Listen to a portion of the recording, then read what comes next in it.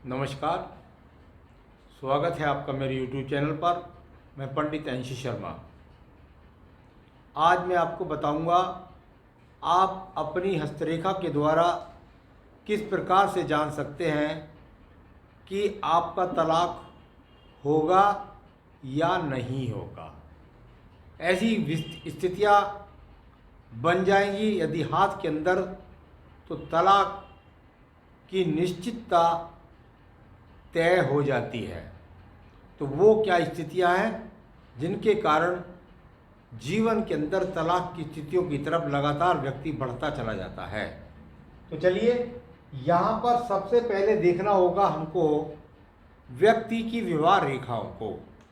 यदि विवाह रेखा की बात करें, मैं एक एक पहलू को बताऊंगा और वह पहलू यदि सभी लागू हो जाते हैं या बहुत ज़्यादा उसके 60 से 70% पहलू यदि आपकी हस्तरेखा के अंदर लग जाते हैं, तो फिर आपका विवाह विच्छेद होकर रहेगा।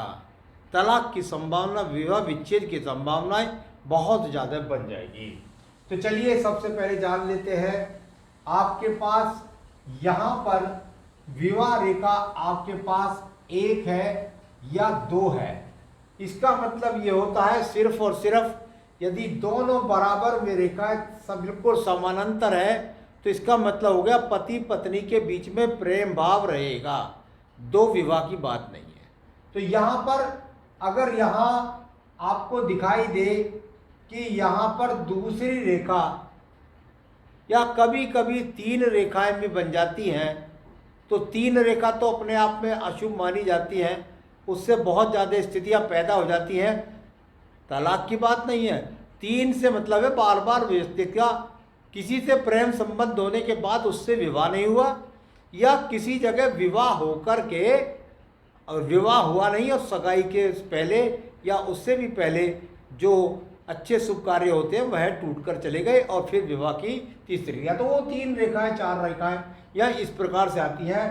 तो यहाँ पर यदि आपकी विवाह रेखा और जा कर के बिल्कुल एक तरीके से, और मैं कहूँ कि ये अपने आप में गिर जाए और वह गिर जाए इतनी कि हृदय रेखा को छू जाए या हृदय रेखा से भी और नीचे तक चली जाए, तो ये अपने आप में एक कारण पैदा हो गया कि कहीं ना कहीं वैवाहिक जीवन में एक दुख एक कलह पैदा हो गया।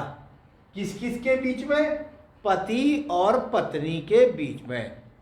महिला है तब भी और पुरुष है तब भी, ये दोनों स्थितियों को उनको अपने हाथ में राइट हैंड में ही देख लेना चाहिए। ठीक है, तो यहाँ पर पहली स्थिति देखी जाएगी कि विवाह रेखा की स्थिति क्या है। अगर ऐसा नहीं है तो आपकी विवाह रेखा इस प्रकार से बन सकती है, ये यहाँ ना गिरे और आपकी विवाह रेखा यहाँ से तो शुरू में चली और फिर जाकर ये दो विभागों में विभाजित हो गई। ऐसा नहीं है तो विवाह रेखा पर काला तिल आ गया या विवाह रेखा पर दीप बन गया।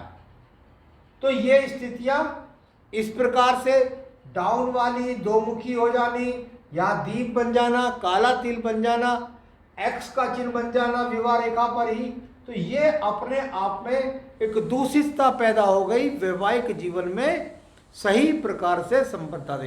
केवल इसको देखकर ये कहना कि तलाक होगा, ये थोड़ा जल्दबाजी होगी।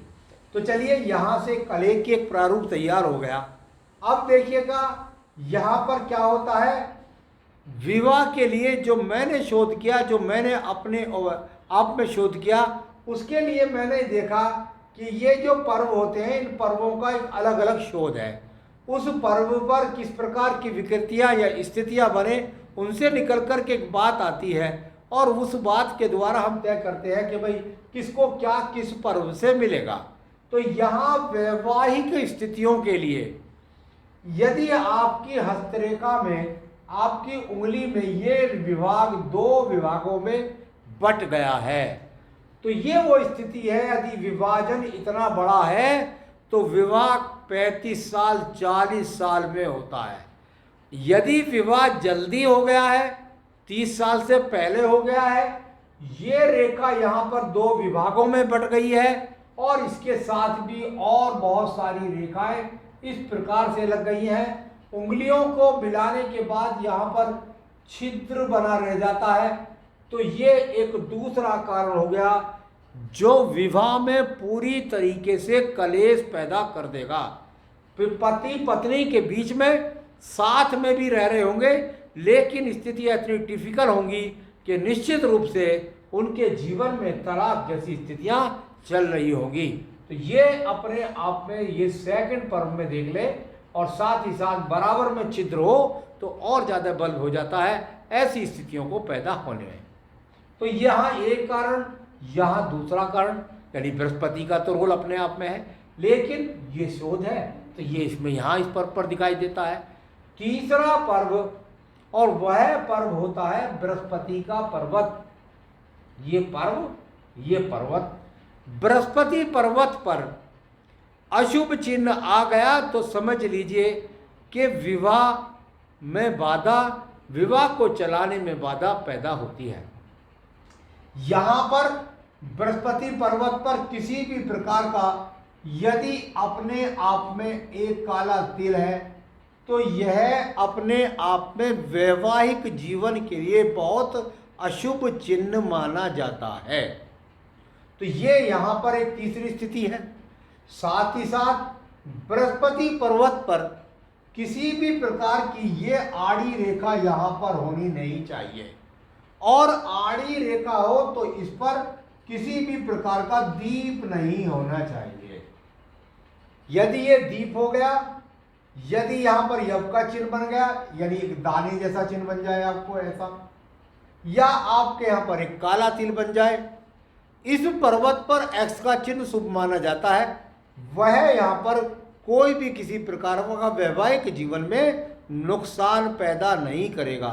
या पूरा का पूरा बृहस्पति पर्वत इन चिन्हों को छोड़ करके और एक तरीके से कटिंग कटिंग कटिंग कटिंग आपको पूरी तरीके से पूरा पर्वत ही बृहस्पति दूषित हो जाए, तो यह तीसरा कारण हो गया। यानी बृहस्पति का यहाँ भी और यहाँ भी और यहाँ विवाहिका में भी करा भी, यानी अपने आप में ये तैयारी पूरी हो गई। मैं तो समझता हूँ कि यदि इनमें से दो स्थितियाँ तैयार हो गई तो तलाक हो जाएगा। तो ये वो दो स्थितियाँ यहाँ वाली हो जाए, यहाँ वाली हो जाए, चाहे यहाँ वाली हो जाए, चाहे यहाँ वाली हो जाए। इसके अलावा एक तीसरी स्थिति है, आपकी यहाँ सर बुद्धि रेखा है और वह बुद्धि रेखा चाहे दूर से है और चाहे पास से है।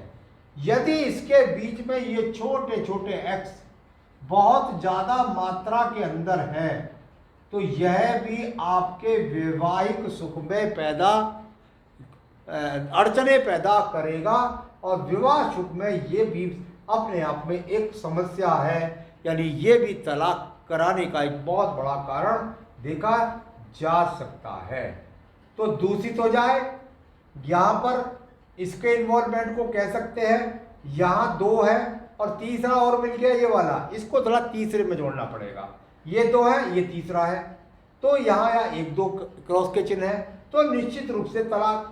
ये दो है तो निश्चित रूप से तलाक, ये दो है तो निश्चित तलाक, ये दो है तो निश्चित तलाक, और ये वाली स्थिति है तो ये भी तलाक के लिए। और उसके बाद एक ग्रह होता है, अगर बृहस्पति विवाह कराने वाले हैं तो विवाह चलाने वाले शुक्राचार्य भी है, यानी शुक्र ग्रह का भी बहुत बड़ा रोल है। शुक्र ग्रह को हम कहाँ से देख सकते हैं? शुक्र ग्रह को हम देख सकते हैं पूरा का पूरा अंगूठा यहाँ पर कटिंग या दो लाइनों से या बहुत सारे क्रोसिस के साथ प्रथम पर्व पर यदि ये स्थितियां हैं तो भी तलाक के लिए ये दोनों बात हो जाए, यानी दोनों बृहस्पति और शुक्र नाराज हो जाए तब भी, बृहस्पति शुक्र नाराज जाए तब भी, तो बृहस्पति और शुक्र यदि दोनों नाराज हो गए तब भी तलाक होकर रहेगा। पहले तो विवाह होने में ही बहुत दिक्कत है। एक कारक यहाँ भी है और वह है आपका, अगर ये प्रथम मंगल है तो ये आपका शुक्र पर्वत है।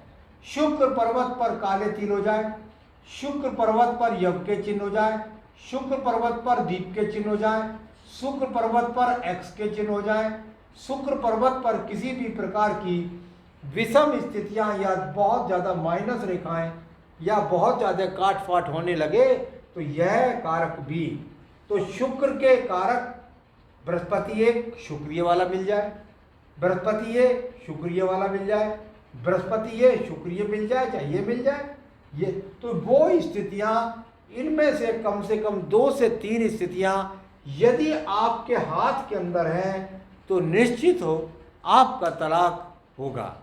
तो आज मैंने आपको बताया कि आप अपनी हस्तरेखा में किस प्रकार से देख सकते हैं कि तलाक की संभावनाएं हैं या नहीं है। आगे भी अन्य विषयों को लेकर के मैं आता रहता हूं। मेरे चैनल को सब्सक्राइब कर लीजिए, इससे आपको लेटेस्ट जानकारी प्राप्त हो सके। नमस्कार।